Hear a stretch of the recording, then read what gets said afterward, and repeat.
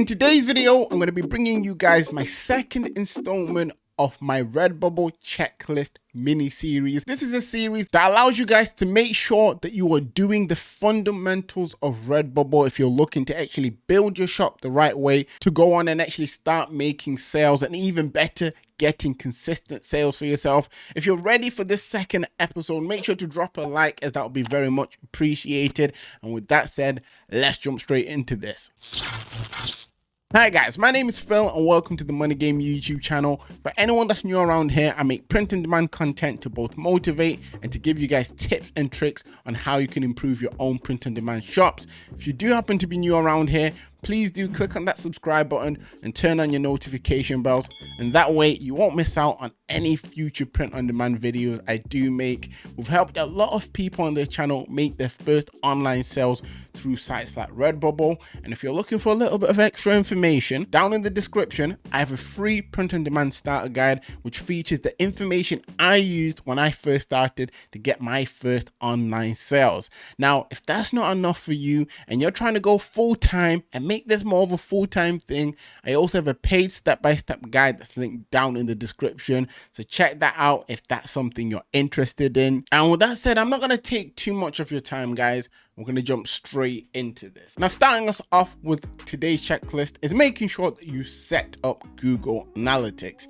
Now, luckily enough for you guys, I've made a video going through the full process of how you go about doing this, what you need to do. It's a bit tricky for those who don't know how to do it, but in that video, I will literally walk you through step by step how you set this up. And the main reason it's important to set up your Google Analytics is due to the fact that you can track your designs. You can see which designs are getting a lot of clicks, which designs have a lot of viewers on them real time. And this is very, very important information, especially if you're trying to make designs, because this allows you to see what people want and what you need to make more of, allowing you to potentially get sales a lot quicker. So yeah, this is an essential tool if you're someone who's struggling to get sales and you're looking to actually get yourself in a position where you can get long-term sales. Moving us on to the second thing on today's checklist is the setup for customer messages. Now,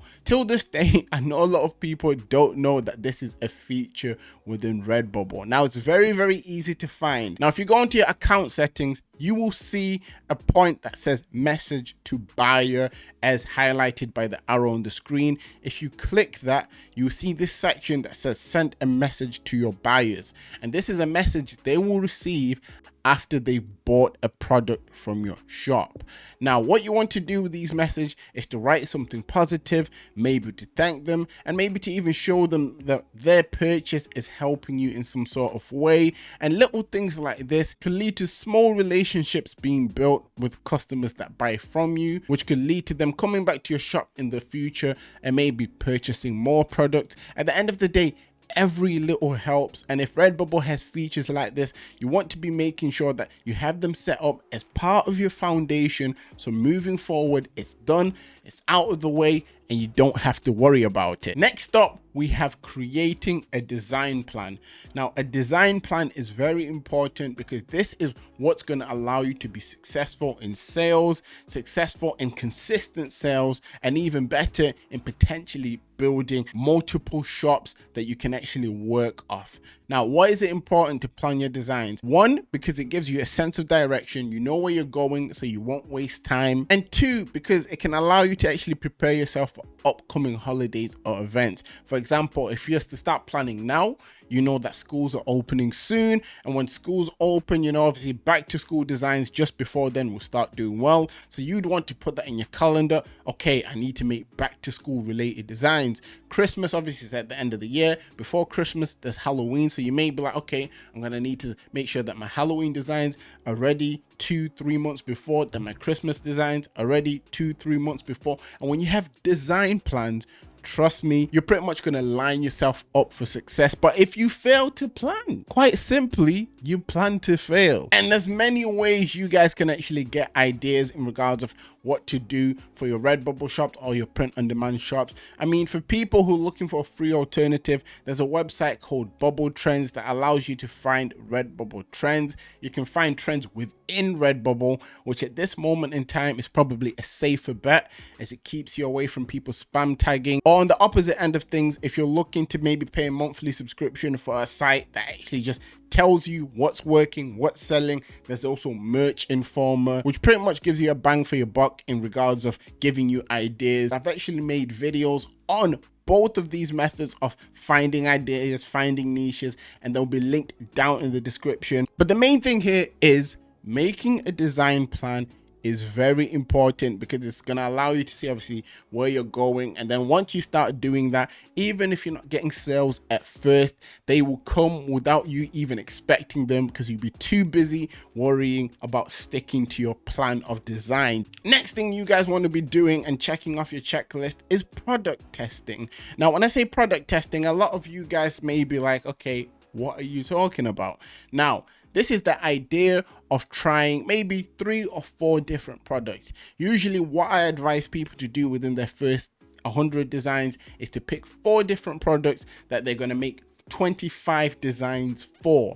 And when I say 4 different products, these are products that are then placed as the front image. If you don't know what I'm talking about, I speak about that in part 1 of this Redbubble checklist series, so make sure to definitely watch that after this one if you haven't already. But yeah, once you pick your 4 products, for example, you could have masks, greetings cards, kids clothing, and stickers. You then want to make 25 sticker designs, 25 mask designs, 25 greetings cards designs, and then 25 kids clothing designs. The way this works is fairly simple. You see which product brings in the most sales, and then you push that product more on your shop and you make more designs that are suited mainly for that product, whilst also making sure that everything else is also activated. That part is very important. The 5th and final thing I'm going to be talking about in this video is creating collections. And now there's 2 types. There's featured collection, which is just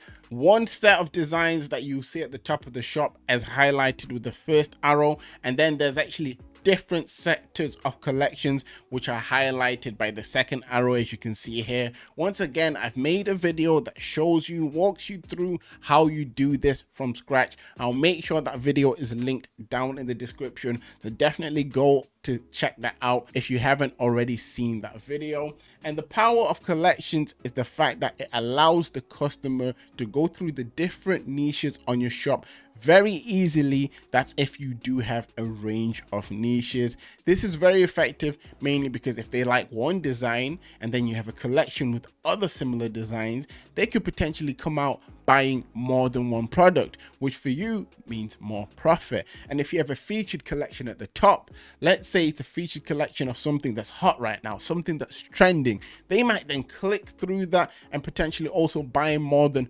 one item. And if you're trying to maximize your sales, if you're trying to get to a point where you're getting consistent sales, all these little things do play a part in making the difference that will allow you to, 1, stand out, and then 2, maximize on the people actually clicking on your shop. I mean, that's pretty much it for the second installment of the Redbubble checklist mini series. If you want another episode, make sure to let me know down in the comment section. You guys loved the first one, read your comments, so I listened and came back this time. Easiest way to let me know is by just commenting down. Keep it going, and I'll also try to respond to as many of you guys as I can.